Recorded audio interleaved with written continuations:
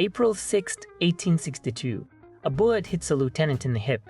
In his pocket is a gold coin. It does not stop the bullet, it turns it. They found that coin inside a submarine. You have heard a story like this before. Somebody's grandfather was saved by a Bible, or a cigarette case, or a lucky penny. Almost every one of those stories has the same hole in it. The object is gone, or the only person telling it is the man it saved. This one is different, and I want to show you exactly why. There are 3 witnesses to this coin. One of them is a letter written by somebody else, the day after the battle. One of them is a bone. Sunday morning, April 6, 1862, Southwest Tennessee, near a one-room log church called Shiloh. The name means place of peace. Confederate troops walk into a Union camp that is still cooking breakfast. Nobody on the Union side has dug a trench. Nobody believed an army could be that close. Over the next 2 days, about 100,000 Americans fight over that ground. The Park Service counts the casualties at 23,746. That is more than all of America's previous wars put together. All of them. In 2 days, around a church. Somewhere in that field is Company A of the 21st Alabama. It goes in with roughly 650 men. About 200 of them do not walk out. One who does is a steamboat engineer from Mobile named George Dixon. Dixon takes a ball in the left hip. Now watch this closely, because this is where these stories usually go soft. We are not guessing here. A man in Dixon's own company, James M. Williams, wrote to his wife the next day. He was not writing for history. He was writing home about a friend who might not live. His words, shot in the hip, the ball striking a gold piece, ranged upwards and came out of his side. Read that again. The coin did not stop the bullet. It turned it. The ball went up and left through his side. He kept the leg he should have lost. That letter is from 1862, and it describes the coin. Hold on to that because I am coming back to it. Then Dixon did the thing that makes all of this possible. He had the coin engraved. 2 years later, Dixon is in Charleston, and he's out of the infantry.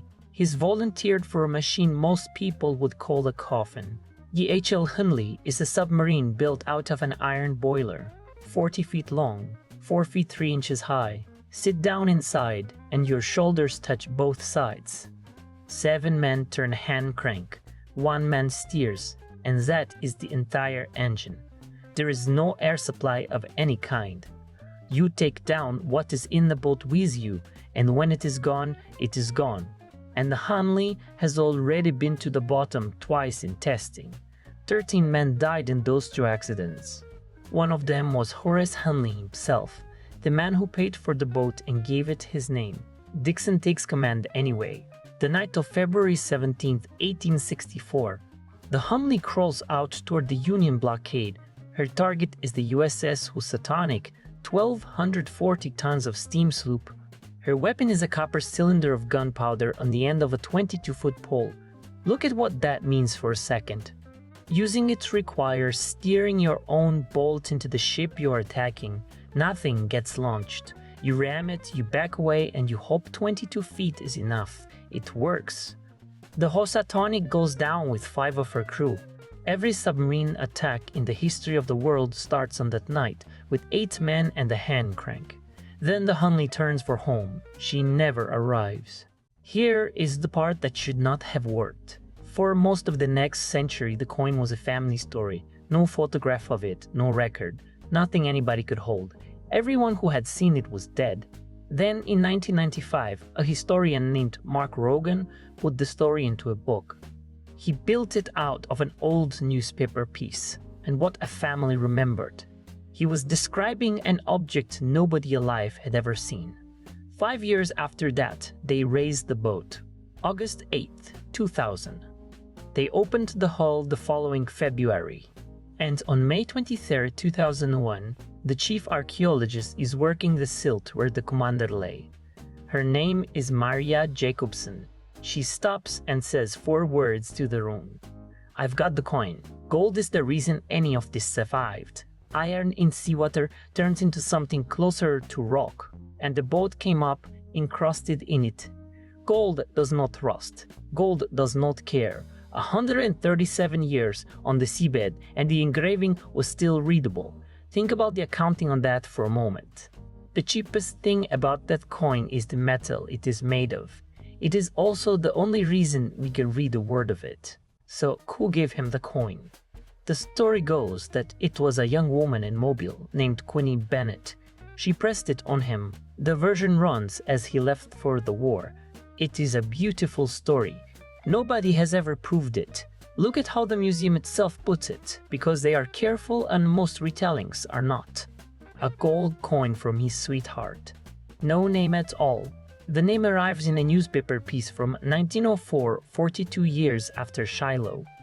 After that, it lives in what the Bennett family remembered, and Queenie Bennett was born around 1847. Do that arithmetic with me. She was 13. That does not make the story false. Alabama in 1861 is not our world, but it does mean the picture in your head is probably wrong. Here is how thin that thread is. For decades, the Bennett family kept a photograph they were certain showed George Dixon. Then a forensic anthropologist named Diane France rebuilt his face from the actual skull. The photograph was somebody else. They had the wrong man on the mantelpiece for generations, and not one of them ever doubted it. So when the same tradition tells me who handed him the coin, I hold that loosely. Suppose the romance is exactly right, every word of it. It still is not the thing that makes this coin extraordinary. Take the girl out of the story completely, you're still left with a letter, an engraving, and a thigh bone with lead in it. That is the part nobody can argue with. Now the other coin, October 5th, 1992. Public Law 102-379. Congress authorizes 3 coins to raise money for Civil War battlefield preservation. $2 from every $50 goes to buying the actual ground. The money is meant for the fields where men like Dixon were shot. The $50 is struck in San Francisco in 1995. On the front, a drummer boy cut by Don Troiani, a boy with a drum, because somebody at the mint wanted you thinking about who actually fights wars. On the back, T. James Farrell puts a silent cannon on an empty field, and above that cannon, cast into the metal, are 6 words.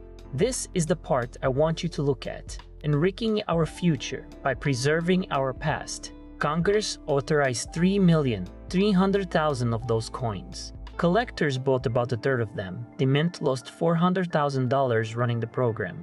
A year later, Congress rewrote the law on commemorative coins. And programs like this one are the reason. Mine cost $11.75 new. It is worth about $30 today. 31 years, and it has barely kept pace with lunch. I am not telling you that to talk you out of buying one. I am telling you because it is the honest scoreboard. So here is where we came in. A government cast the word preserving into a coin and then could not give it away. A wounded man had 3 words cut into his and put it back in his pocket.